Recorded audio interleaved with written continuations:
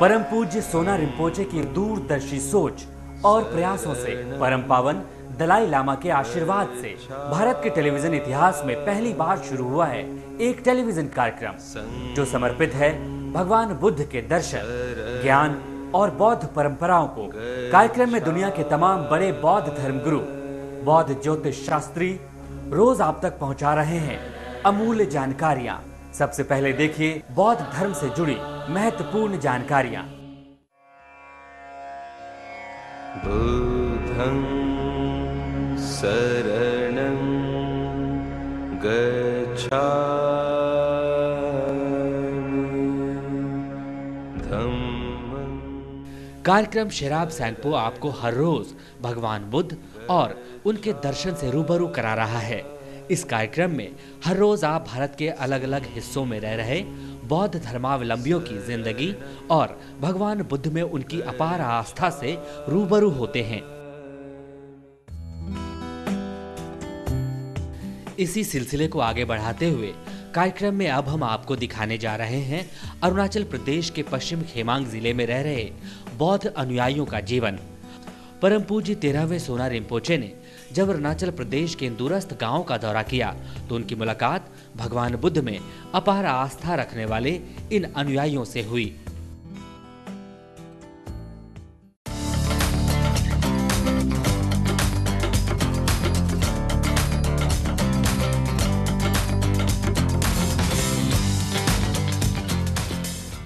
कार्यक्रम शराब सैंपो में आप लगातार देख रहे हैं परम पूज्य 13वें सोना रिम्पोचे की खलकतांग यात्रा की झलक। आपने देखा कि परम पूज्य ने खलकतांग और आसपास के इलाकों में रह रहे लोगों के कल्याण के लिए कई जगह पूजा अर्चनाएं की।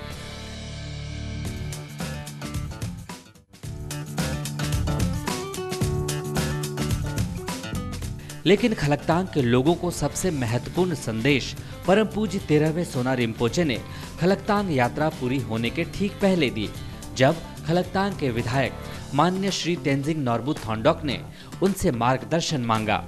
स्थानीय विधायक श्री तेंजिंग नोरबू ने पूछा कि इलाके में भगवान बुद्ध के ज्ञान का प्रसार कैसे हो, स्थानीय लोग बौद्ध धर्म के सिद्धांतों को ठीक से कैसे समझ पाएंगे। सब जगह में अच्छा हो रहा है। हम लोगों का बुद्धिस्ट का जो संस्था जो है पंपा हो रहा है, दाचम हो रहा है, और तवांग में तो हो गया है। तवांग का तो कोई बात ही नहीं है, पहले पुराने से वहाँ है। और दिरांग में हो गया है, अभी बमबिला में हो गया है, इवन दाहुंग में भी हमारे इंडोसला का एक वहाँ दाचम बन गया है, और रूपा में भी आ गया है।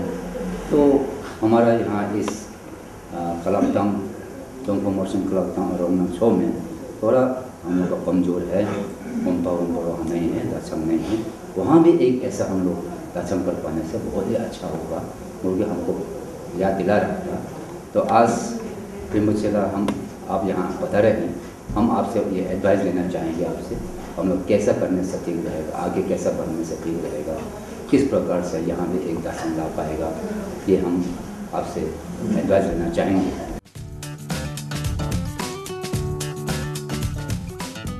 स्थानीय विधायक और इकट्ठा हुए तमाम श्रद्धालुओं के आग्रह करने पर परम पूज्य 13वें सोना रिम्पोचे ने बताया कि जन जन तक भगवान बुद्ध का दर्शन फैले, बौद्ध धर्म का सिद्धांत ठीक से लोगों तक पहुंचे।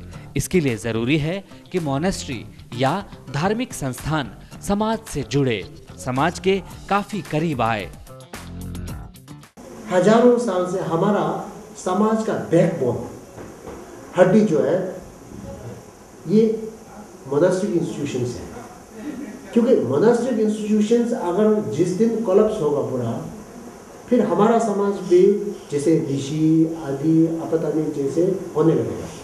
आज हम लोगों में फर्क क्यों है? देखो आप जैसे अरुणाचल में एक टूरिस्ट आता है तो वो कमेंट्स क्या बोलते हैं, तवांग जाएगा, बोमडिला जाएगा बोलता है, लेकिन इवन जीरो भी नहीं जाएगा बोलते हैं, ईटानगर नहीं जाएगा बोलता है। क्योंकि एक हमारा स्ट्रक्चर जो बने हैं रिलीजियस अपने इंस्टीट्यूशन के टाइप, इसलिए बोला ना समाज का साथ जोड़ना पड़ता है। इंस्टीट्यूशन बिल्डिंग को नहीं बोलता है। जैसे आगे भी मैं कह रहा था ना, कॉन्टिनेंट और यूजर, तो ये तो एक हम लोग के यूज करने के लिए एक पात्र है, इंस्टीट्यूशन तभी फुलफिल होता है उसी के अंदर में लोग हो, लोग जुड़े और उसका असर जो है लोगों तक पहुँचे और उससे एक ढांचा खड़ा होता है समाज में, उससे कल्चर में इम्पैक्ट होता है, उसी से कल्चर निर्माण होता है, उसी से रीति रिवाज निर्माण होता है, व्यवहार, हाउ टू टॉक।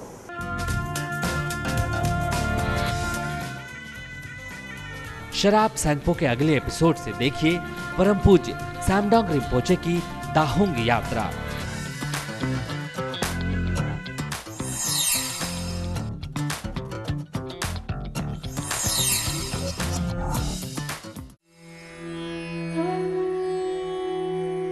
कैसे दूर हो आपके जीवन की मुश्किलें, कैसे सवरे आपका करियर, कैसे सफल हो आपका हर काम, क्या कहते हैं आपकी किस्मत के सितारे।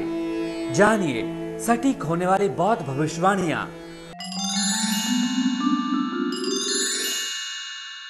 Trust Tele, Namaste and a very happy new year to all the viewers.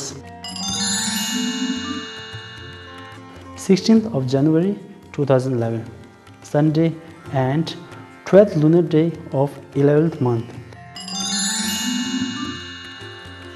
The elemental combination is fire and fire, which is a good combination, and such combinations gives prosperity and encourages the gaining of food, clothing, good for trade and planting of seeds. Doing offering and giving party for the promotions, awards, etc. are very favorable on this day, and meeting of influential people can be beneficial for the people who are born under dragon sign. And since it is Thong Nangbo, this is not a good day to start new business or engage in important business matters. Moreover, since it is Sekse, so avoid surgical things and doing of operations and visiting of ill people, making or renovation of drainage and cultivation of plants and flowers or shifting of home etc. are not good on this day. Phomdong or empty was is at east direction, so important activities should not be done while facing east. 17th January 2011, Monday and 13th lunar day of 11th month. The elemental combination is earth-water, which is a good combination and brings youthfulness and happiness. Good day to enjoyment, partying and wearing new dresses. Laying of foundation for the monasteries, making of statues, paying offering to root gurus and offering to Naga and other deity can be good. Cultivation of seeds in the field and garden, plantation of flowers and trees can be also a good on this day, and doing surgical things is also favorable, and this day can be special good for people who are born under dog and sheep. However, since it is Phui Nangbo, so avoid new children's birthday celebration and taking baby out from the home for the first time.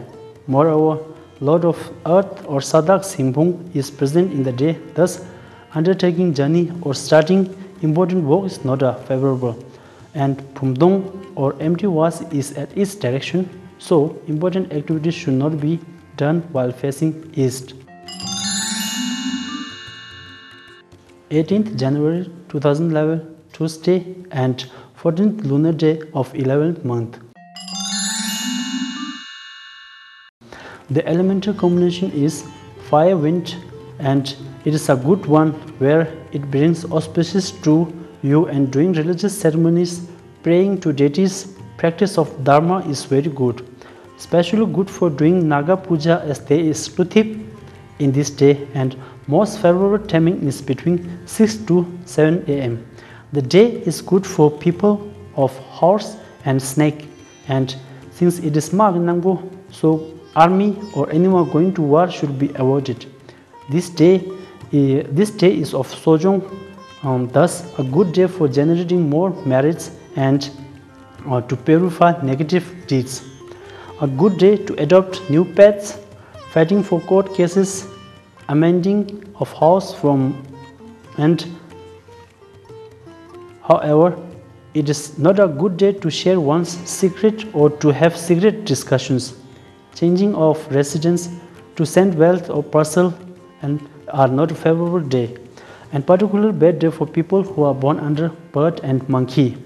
Phomdong or empty vase is at east direction, so important activities should not be done while facing east. Thanks for watching and see you tomorrow at the same channels at same time.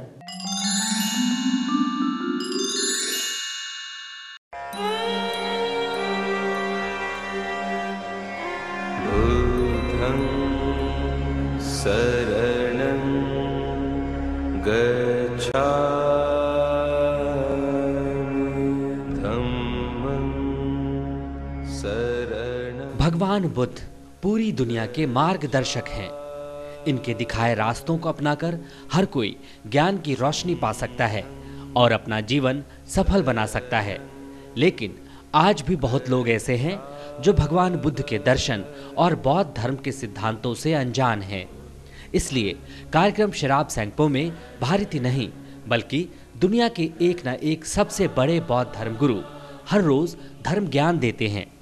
तो सुनिए आज का अमूल्य धर्म ज्ञान। अरुणाचल प्रदेश में बोमडिला के college के छात्रों को बौद्ध धर्म की सही राह दिखा रहे हैं बौद्ध धर्म गुरु परम पूज्य 13वें सोना रिम्पोचे।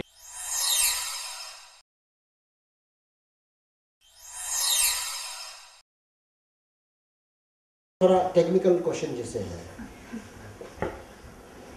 अब उसमें अलग अलग सोच हो सकता है, लेकिन मेरी सोच के मुताबिक अंडा में जान प्रवेश होने का एक पॉसिबिलिटी या क्या कहेंगे उसको, पोटेंशियल होता है। लेकिन शायद हर अंडे को हम ये भी नहीं कहा जा सकता है कि उसमें जान है ना। तो इसलिए अकॉर्डिंग टू माय थिंकिंग, मेरी सोच के मुताबिक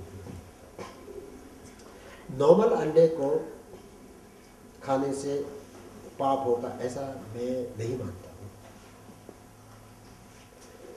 क्योंकि वो केवल पोटेंशियलिटी है लेकिन उसमें जान प्रवेश नहीं हुआ है।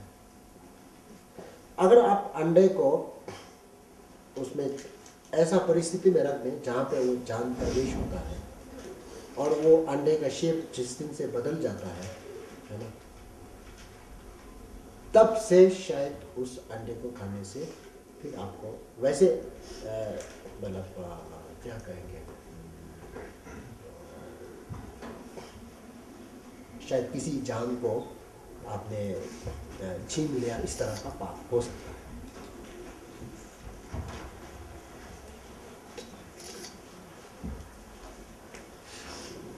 पता नहीं, दूसरों का अपना अपना अलग अलग विचार हो सकता है। आपके विचार?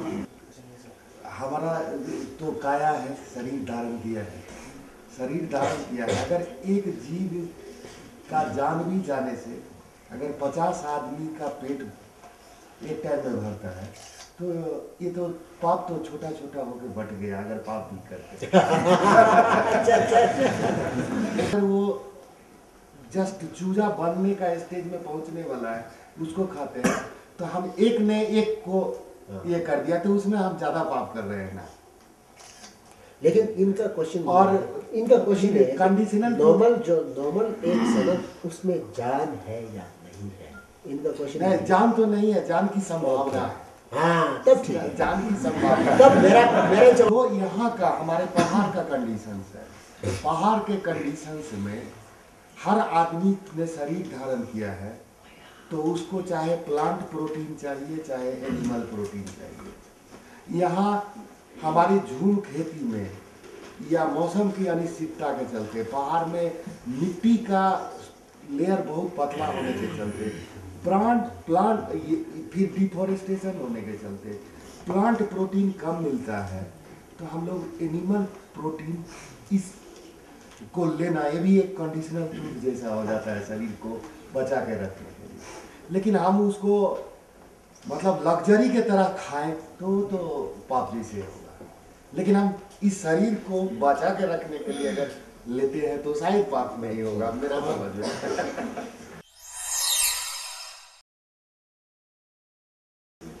पाप और पुण्य के बाद जो है ना,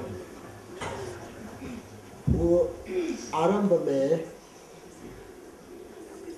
जिसको हमारे भाषा में कुंडलों कहते हैं, कुंडलों, शायद हिंदी में भावना बोले तो चलेगा क्या, इंग्लिश में मोटिवेशन। आप क्या मोटिवेशन से आपने काम शुरू किया है? अगर थॉट पे है तो क्या मोटिवेशन से सोचना शुरू किया है? और कोई काम भी कर रहा है तो क्या मोटिवेशन से कर रहे हैं? अगर तुम्हारे मोटिवेशन इज गुड तो फिर वो पुण्य हो जाता है। और मोटिवेशन जो गलत है तो वो देखने में तो पुण्य जैसे लगने से वो पाप हो जाएगा।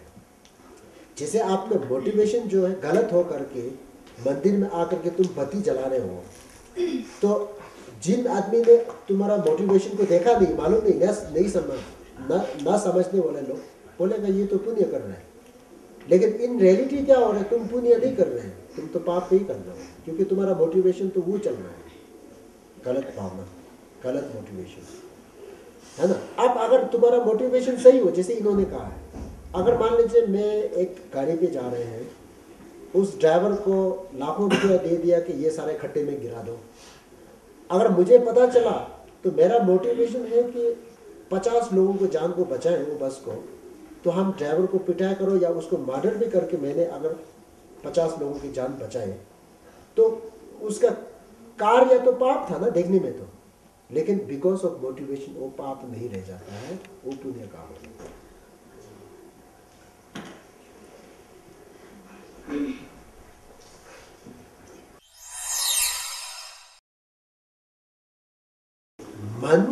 मन क्या चीज में वो सोचते हैं, क्या करते हैं, वो तो इंडिविजुअल के ऊपर डिपेंड है। जो व्रत करते हैं उसी तरह से हम लोग भी नींदे में बैठ करके थोड़ा कुछ खाना वगैरह कम खा कर क्या करके करते हैं, तो वो जो बेसिकली कभी कभी ऐसा होता है, देखो मन और शरीर दोनों में एक तालमेल है ना। मन का आपको ताकत ज़्यादा हो करके शरीर को थोड़ा सा कंट्रोल में भी ला सकता है, और कभी दिन शरीर का वजह से मन को थोड़ा क्लैरिटी वगैरह और मन के सोच वगैरह में भी असर कभी कभी डालता है। तो इसलिए लोग क्या करते हैं, व्रत वगैरह जो रखता है वो शरीर के संतुलन को बनाए रखने के लिए तो वो व्रत वगैरह करते हैं। क्योंकि हम लोग कभी कभी जैसे मीट वूट ज़्यादा खाने का बाद कभी कभी ऐसा लगने लगा कि सुस्त होने लगा, कुछ होने लगा, तो फिर उस शरीर को फिर दोबारा से उस स्टेज पर ले जाने के लिए फिर व्रत रख करके कुछ रख करके फिर संतुलन जो खो बैठे हैं उसको दोबारा संतुलन में लाने का कोशिश करते हैं। और ऐसे भी होता है, ऐसा व्रत में जैसे हम लोग बात करते रहते हैं तो उसमें भी एनर्जी जाते रहते हैं, तो कभी ऐसा होता है कि बात गलत जगह में बात करते रहेगा तो वो कभी एक आदत सा भी बन जाता है, तो उसमें मौन रख करके भी फिर उसको संतुलन में लाने का कोशिश करता है। तो इससे आपका जो व्यवहार को जो है ना, जो शरीर से जुड़ा हुआ व्यवहार को और शरीर को संतुलन करने का एक मेथड है।